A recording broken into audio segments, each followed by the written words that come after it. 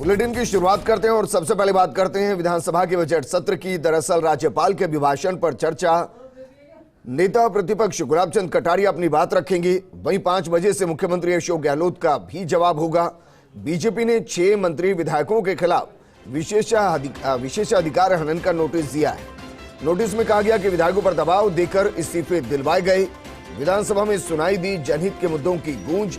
वहीं चिरंजीवी परिवार की महिला मुखिया को स्मार्टफोन देने का मामला भी उठा। बीजेपी के विधायक कालीचरण सराफ ने सवाल पूछा तो मंत्री बीडी कल्ला ने जवाब दिया और कहा कि अभी तक एक भी फोन नहीं दिया गया।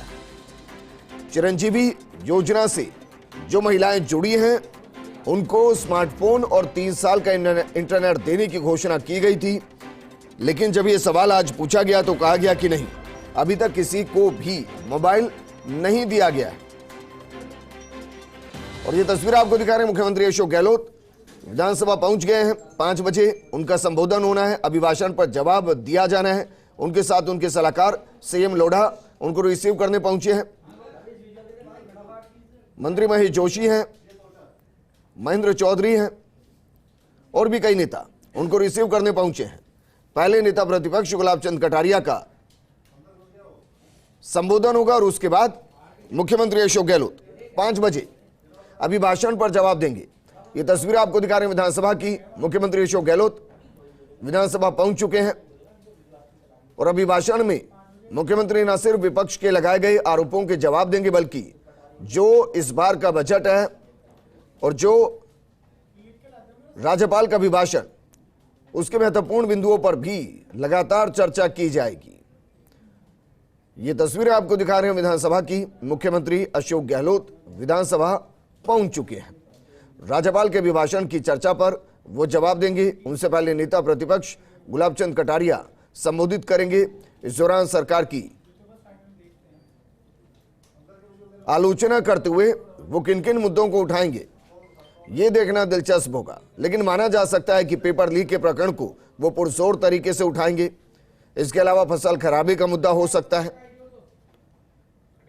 राजस्थान में अपराध एक मुद्दा हो सकता है जिस पर वो सरकार को घेरते हुए नजर आए। और जिस तरीके से 81 विधायकों ने इस्तीफा दिया था और इस्तीफा वापस लेने के दौरान कहा कि स्वेच्छा से इस्तीफे नहीं दिए गए, इस मुद्दे को लेकर बाकायदा 6 विधायक और मंत्रियों पर विशेषाधिकार हनन का नोटिस भी दिया गया है और ये बीजेपी की तरफ से दिया गया है। नोटिस में कहा गया है कि विधायकों पर दबाव देकर इस्तीफे दिलवाए गए हैं और विधानसभा में जनहित के मुद्दों की भी गूंज सुनाई दी।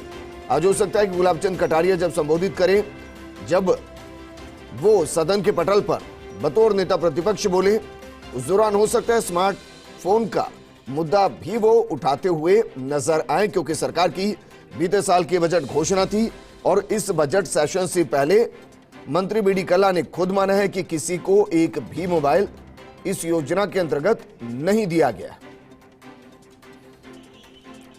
हमारे सहयोगी नरेश शर्मा जुड़ गए। नरेश, मुख्यमंत्री अशोक गहलोत पहुंच चुके हैं, उससे पहले नेता प्रतिपक्ष सदन के पटल पर अपनी बात रखेंगे। क्या आपको लग रहा है कि वो कौन कौन से मुद्दे होंगे जो विपक्ष की तरफ से उठाए जा सकते हैं?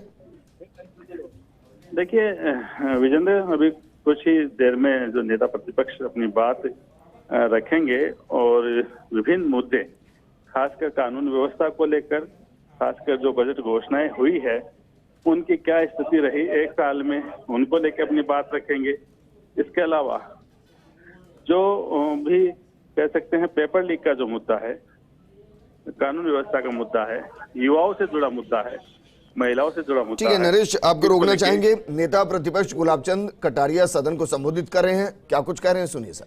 पूरी होगी तो हम तो भगवान के यहाँ जा चुके होंगे, हम तो इस योजना का कोई स्वरूप देख नहीं पाएंगे। मुझे बहुत, या तो कहीं प्रिंटिंग मिस्टेक हो गई तो सुधार लेना, और प्रिंटिंग मिस्टेक नहीं हो तो आप सब सचेत हो जाना कि जिस योजना के बारे में आप दे ताली बजा बजा कर थक गए हो, वो 2051 में पूरी होगी तब में आधे से अधिक लोग भगवान के यहाँ जा चुके होंगे।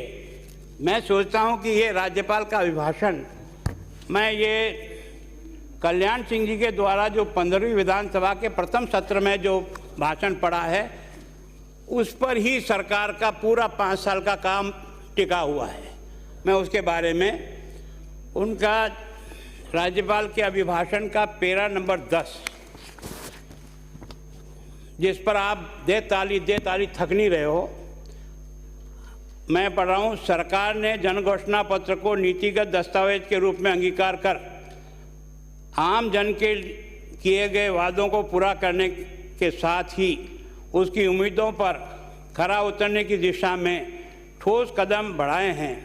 यह नीतिगत दस्तावेज वर्तमान सरकार की सर्वोच्च प्राथमिकता होगी। सभी विभागाध्यक्ष को 100 दिवसों की कार्य योजना बनाकर विकास की रूपरेखा बनाने के निर्देश किए हैं। मतलब ये 100 दिन में आपको जो आपने घोषणाएं की है वो राज्यपाल के मुंह से आपने इनको कहलाने का प्रयास किया है। अब मैं आपकी जो हकीकत है, ये एक और डॉक्यूमेंट है आपका जन घोषणा पत्र, जिसको आप रोज़ बोलते हो। अब मैं आज इसको आपका जन घोषणा पत्र दिखाता हूँ कि आप वास्तव में देखने का प्रयास करो। आपने घोषणा की थी कि 10 दिन में किसानों का कृषि ऋण माफ़ करना। ये नहीं कहा कौन सा ऋण माफ, कृषि ऋण में सभी आते हैं। वर्तमान सरकार द्वारा बंद की गई लगभग 20,000 स्कूल की समीक्षा कर नए सिरे से प्रारंभ किया जाएगा। प्रदेश के ग्रामीण और शहरी इलाकों में 100% बिजली शहरों में 24/7 आपूर्ति करने सुनिश्चित की जा रही है और किसानों को 8 घंटे तक बिजली दी जाएगी। शिक्षित बेरोजगार युवाओं को मेरे माध्यम से सारी राजस्थान की जनता भी इस बात को सुने कि जो मैं राज्यपाल का भाषण पढ़ा था 100 दिन में जिस कार्य योजना को बनाया था उसी को पढ़ रहा हूँ। शिक्षित बेरोजगार वर्ग को 3500 प्रति माह तक का बेरोजगारी भत्ता दिया जाएगा शिक्षित बेरोजगारों को। तो शायद अर्थ अलग अलग निकलते हो तो आप समझाना। सरकार ने संविदा कर्मी, NRHM, NUHM कर्मियों, para teachers, Urdu para teachers, लोक जुम्बिश कर्मियों, आंगनवाड़ी कर्मियों, शिक्षा कर्मियों, विद्यार्थी मित्रों, पंचायत सहायकों सहित अन्य विभागों के अंतर्गत